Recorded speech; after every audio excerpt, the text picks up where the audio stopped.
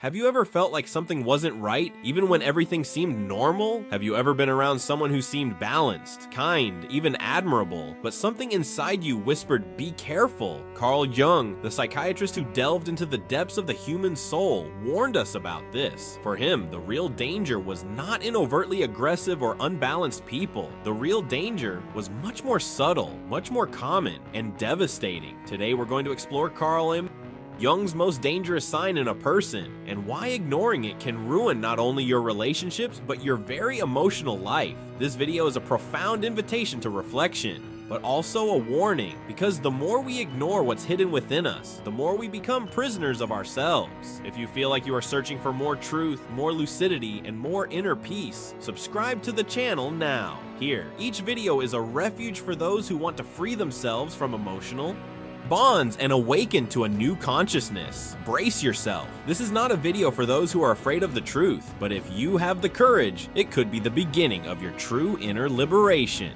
Chapter 1. What Jung really meant by inner danger. For Carl Jung, the real danger in a person was not anger, nor impulsiveness, nor even madness. The real danger was someone who did not know himself, someone who had buried whole parts of his soul in order to adapt to the world, and in the process had become a stranger to himself. Jung called this psychic disintegration. It is when a person believes that he is only what he shows to the world. He ignores his fears, represses his desires, and represses his anger. Everything is locked away, and worst of all, forgotten. But the soul does not forget. What is ignored returns, and it returns in disguise, in crises, in bad choices, in toxic relationships, in feelings of emptiness that nothing fills. The danger lies in the unconfronted, unconscious. The person seems fine. He works, smiles, pays the bills, but inside, he is like an abandoned house with invisible cracks, ready to collapse. If this content is making you think of someone, or even yourself,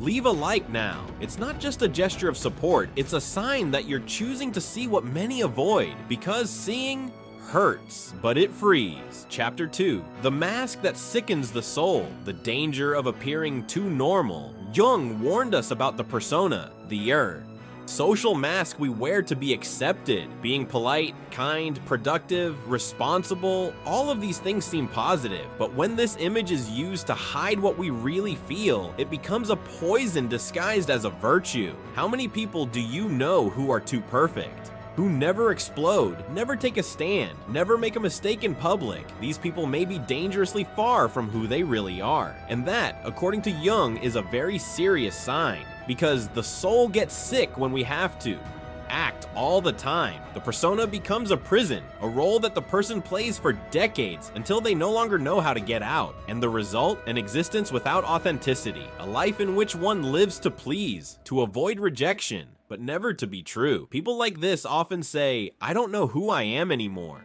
I do everything right, but I feel empty. It feels like I'm living someone else's life." Jung said that the persona is a tragedy when it is confused with the identity.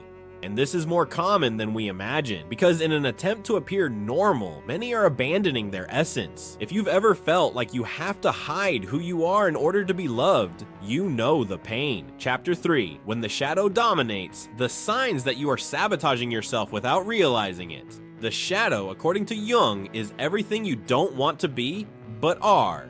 It's the pride you pretend you don't have. It's the envy you mask as constructive criticism. It's the fear you cover up with productivity. It's the anger that disguises itself as patience.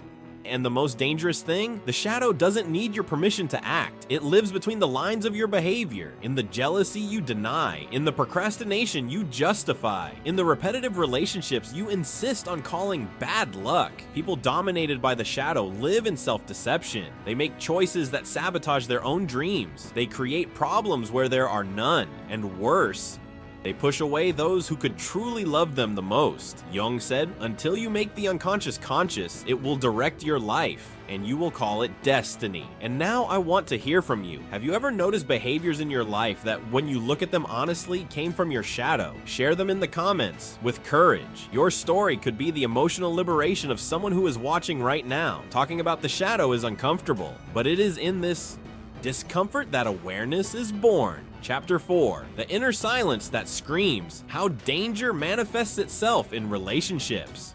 When the shadow is not confronted, it begins to infiltrate our most intimate bonds. Relationships that should be a source of support and love become a stage for frustration, distance, and often silent pain. The person who represses their shadow may appear calm, but they are emotionally numb. They don't truly let themselves go. They don't allow themselves to be vulnerable. They repeat phrases like, "I don't need anyone.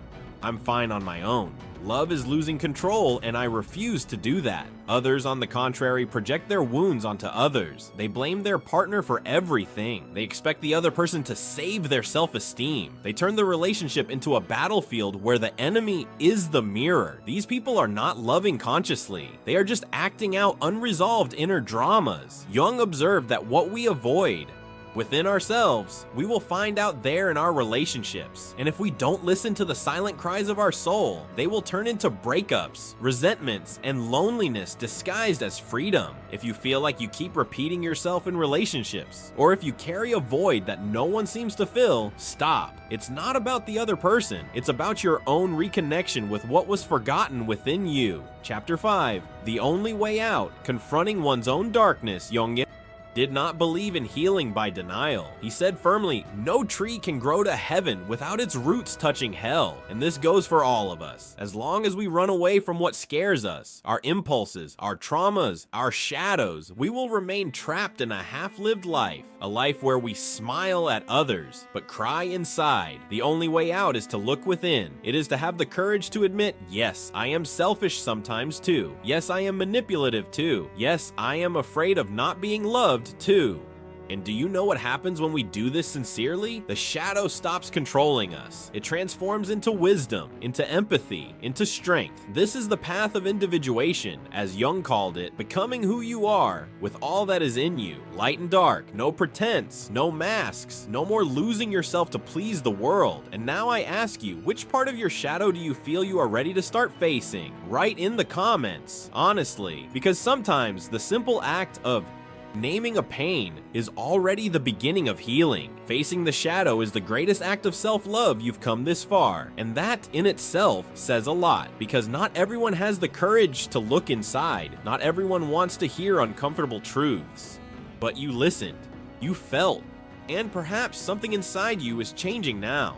Carl Jung believed that true transformation begins the moment we stop running away from ourselves. The shadow, when embraced, does not destroy us. It reveals us. It shows the strength that exists in accepting who we really are, without idealizations, without self-sabotage, without fear of our own depth. This video was just one step, but if you follow this journey, you will discover something powerful. That inner peace is not in appearing perfect, but in being whole. If this journey made sense to you, subscribe to the channel now. Here, each video is a safe space for those who want to heal their soul, understand their own story, and walk with more lucidity, freedom, and self-love. You are not alone in this quest, and perhaps for the first time in a long time, you are exactly where you need to be.